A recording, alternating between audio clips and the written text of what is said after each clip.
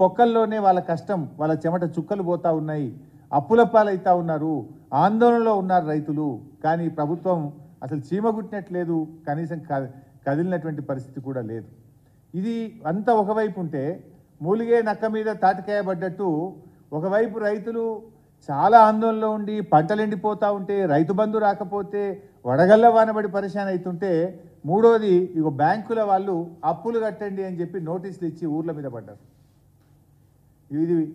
ఇది ఎక్కడ అంటే సంగారెడ్డి జిల్లా రేగోడు మండలంలో ఏపీజీవీబీ బ్యాంకు రేగోడు, కోత్వాన్పల్లి, వెంకటాపూరు, మర్పల్లి, చౌదర్పల్లి తదితర గ్రామాల్లోకి వెళ్ళి అప్పులు కట్టరా మిమ్మల్ని కోర్టులో కేసులు పెడతాం అని చెప్పి లీగల్ నోటీసులు ఇచ్చారు. ఇవన్నీ కూడా అడ్వకేట్ ద్వారా బ్యాంక్ ఇచ్చిన లీగల్ నోటీస్. ఇగో ఇది బ్యాంకు వాళ్ళే స్వయంగా ఇచ్చినటువంటి నోటీస్. మీరు వీడియో కూడా ఒకసారి చూడండి ఏ రకంగా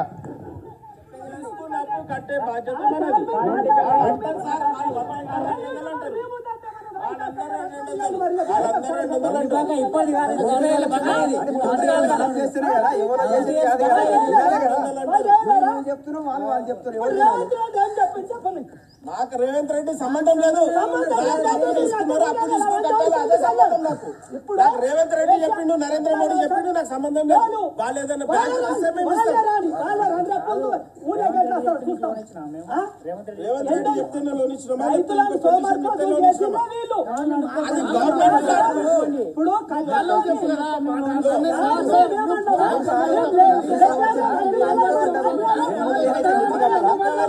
అప్పుడేమో ఇప్పుడేమో కట్టుకుంటే బాణం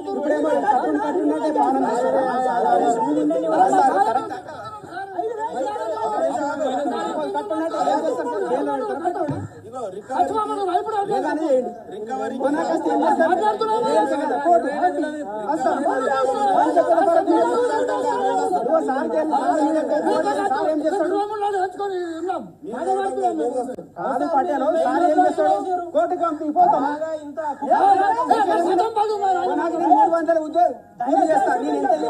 ఎంత మిగిలింది కోర్టు కట్టించుకుంటాం 50,000 ఇంకా కడతాం.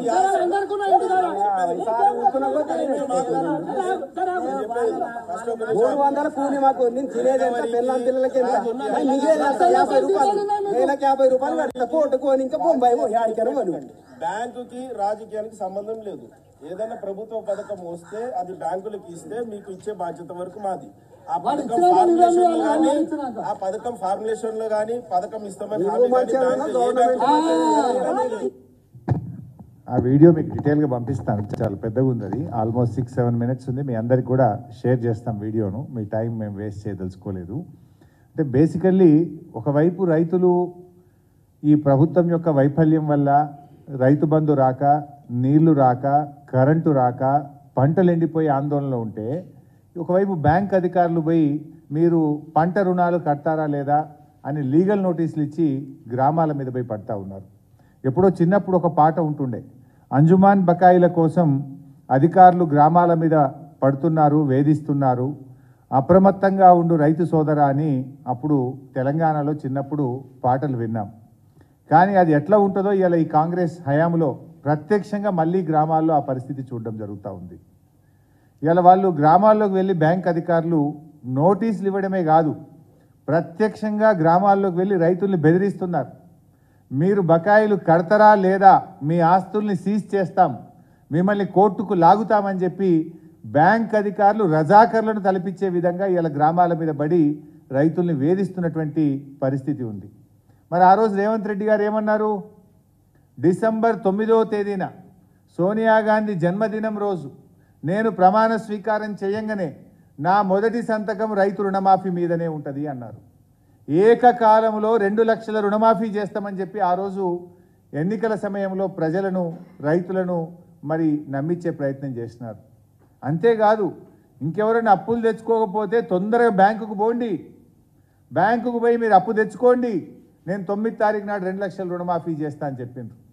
మీరు అందరు విన్నారు. బ్యాంక్ అధికారులు ఏమంటున్నారు?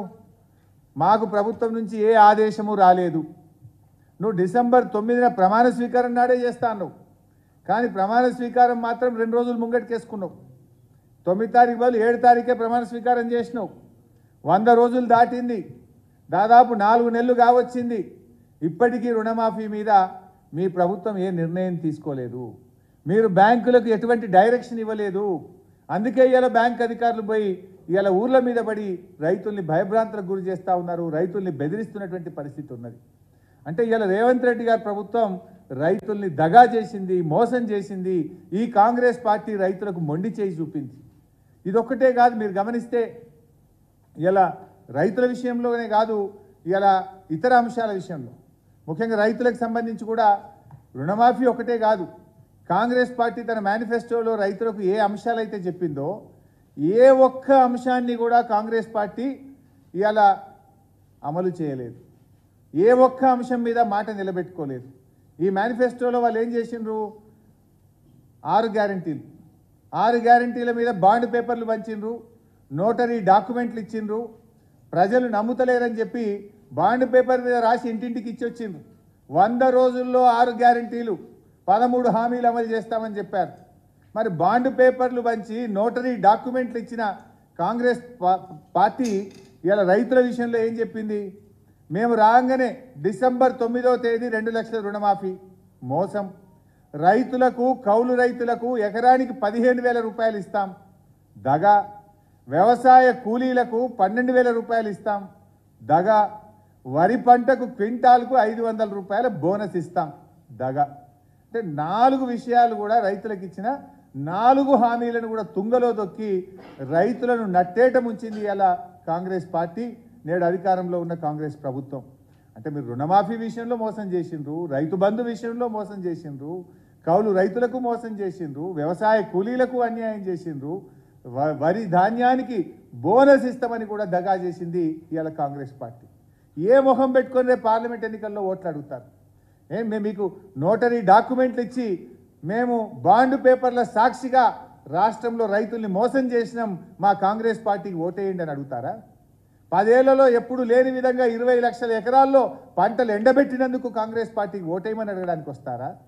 నీటి నిర్వహణలో వైఫల్యం చెందాం, కరెంటు సరిగా ఇవ్వలేకపోయాం, మీ మోటార్లు గాలబెట్టాం, ట్రాన్స్ఫార్మర్లు కాలిపోయి రైతుల మీద అదనపు భారం పడ్డందుకు కాంగ్రెస్ పార్టీకి ఓటేయమని అడగడానికి మీరు గ్రామాల్లోకి వస్తారని నేను అడుగుతా ఉన్నా.